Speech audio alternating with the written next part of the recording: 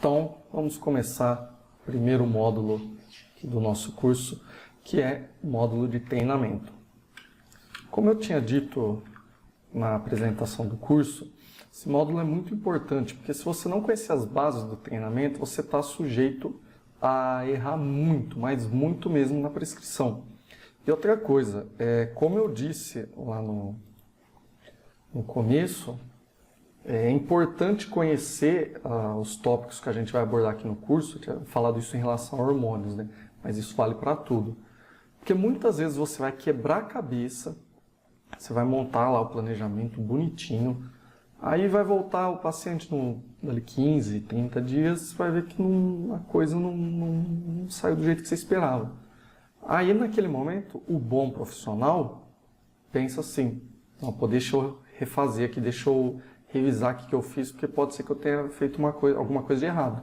Porque o bom profissional tem, antes de tudo, humildade, para reconhecer que pode errar. Eu posso errar, você pode errar, todo mundo erra. Aí você vai olhar, vai pensar, vai quebrar a cabeça, vai pensar, e se eu mudar isso aqui? Vamos tentar mudar. Muda isso e aquilo. Aí o paciente volta, dali mais 15 ou 30 dias. A coisa também não rendeu. Você já começa até ficar preocupado, coloca a sua própria capacidade em xeque, né? Você fica, pô, será que estou fazendo besteira aqui? Aí você conversa com um colega mais experiente, de repente, com um professor e tal.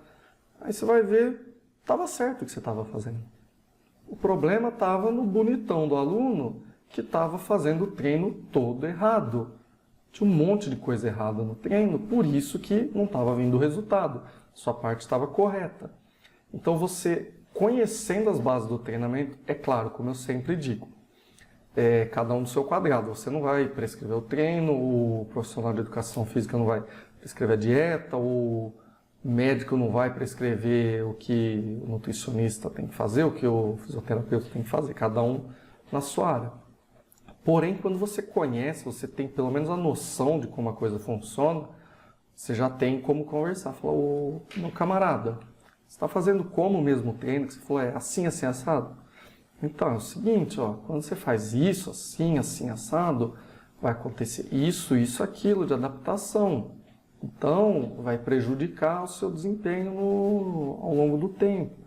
Você tem como mostrar para a pessoa, tá, que aquele ali talvez não seja o caminho mais adequado. E até porque isso serve como uma defesa, vamos dizer assim.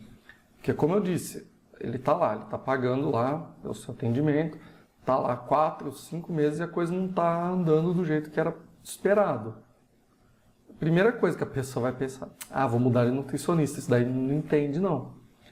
Se você sabe o que está acontecendo ali com relação ao treino dele, sabe que de repente não está adequado, você tem como mostrar para ele e falar, minha parte aqui está certa, meu amigo.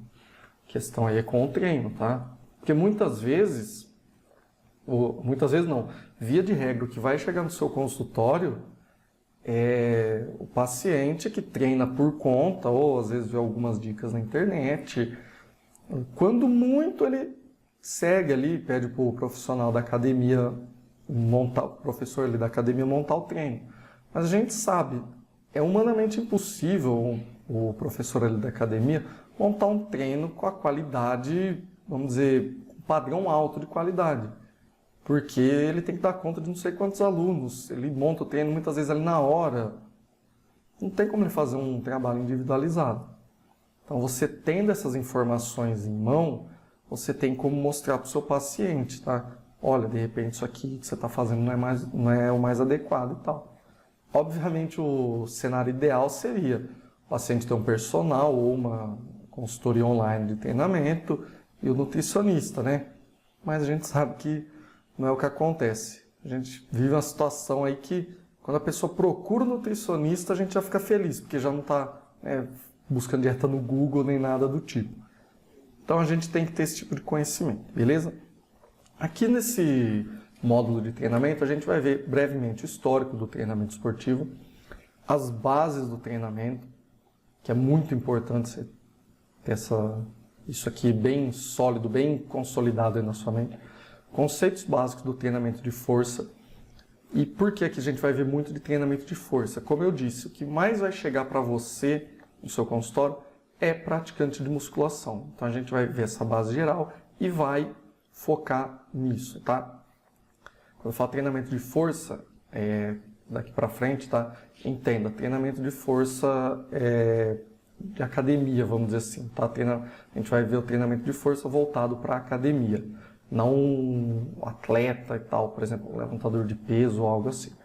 Fisiologia aplicada ao treinamento de força, as variáveis envolvidas no treinamento de força, treinamento concorrente, porque muitas vezes vai chegar paciente que, eu pedalo, eu faço pedal e faço musculação, faço pedal e faço corrida, já trabalhei com pessoa que fazia musculação e Muay Thai.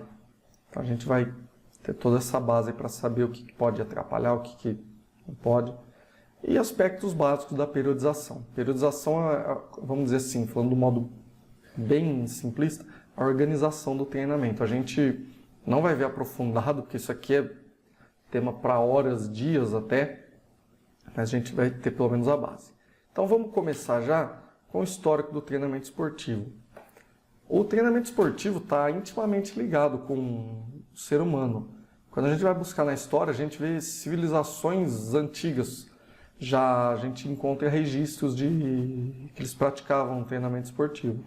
A gente vê na China, Egito, Grécia, Roma Antiga, já existia essa prática. Obviamente os motivos variavam, né? Muitas vezes relacionados à preparação para a guerra, porém já existia desde aquela época.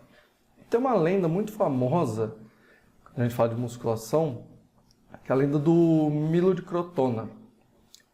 Era um atleta, né, da Grécia Antiga, ali por volta do século VI a.C., e reza a lenda que ele queria melhorar o desempenho dele. O que ele fez? Ele pegou um novilho, né, e começou a fazer exercício com o novilho. Ele carregava o novilho nas costas, fazia agachamentos, por exemplo, com o novilho, para melhorar a força. E aí, como a gente pode ver aqui, o novilho ia crescendo e ele conseguia cada vez mais fazer mais repetições e com mais peso, porque o novilho, né, virou um boi aqui no caso. Pesava sei lá quantos quilos ele conseguia fazer. Isso aqui traz a ideia central que a gente tem que ter no treinamento de força, quando a gente vai falar de entrar nisso mesmo, que é da sobrecarga progressiva. Você vai aumentando a sobrecarga ao longo do tempo, o corpo vai se adaptando, vai conseguindo dar conta daquela sobrecarga e você vai tendo o desenvolvimento, vai tendo aumento da performance, de hipertrofia e por aí vai. Tá?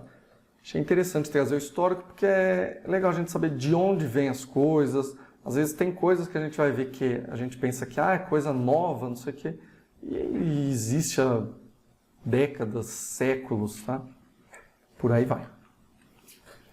Falando de fisiculturismo, por exemplo, que trazer para vocês o Eugene Sandel, que é considerado o pai do fisiculturismo. Olha só, em 1894, o cara, ele divulgou o primeiro método, ele bolou, né, divulgou o primeiro método de musculação. Olha só, cara, 1894, cento e tantos anos já. E em 1901 ele realizou o primeiro campeonato de fisiculturismo da história. Tanto que o troféu do Mr. Olympia, se você acompanha fisiculturismo, se olhar o troféu do Mr. Olympia, é a silhueta deste cara. Tá? Se olhar lá o bonequinho que tem no troféu do Mr. Olympia, é esse cidadão aqui. Daí dá para ver a importância dele, né? Inclusive a gente vai falar depois no módulo de hormônios, mas tipo, olha esse cara aqui, ó, físico totalmente natural.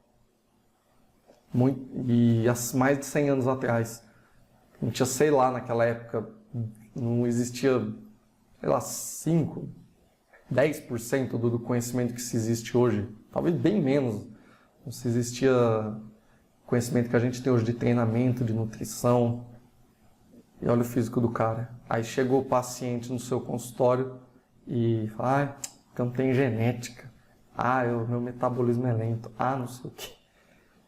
Então, quando a gente vê a história aqui, a gente já começa a perceber que certas coisas aí, que hoje em dia o pessoal fala, não se sustenta, né?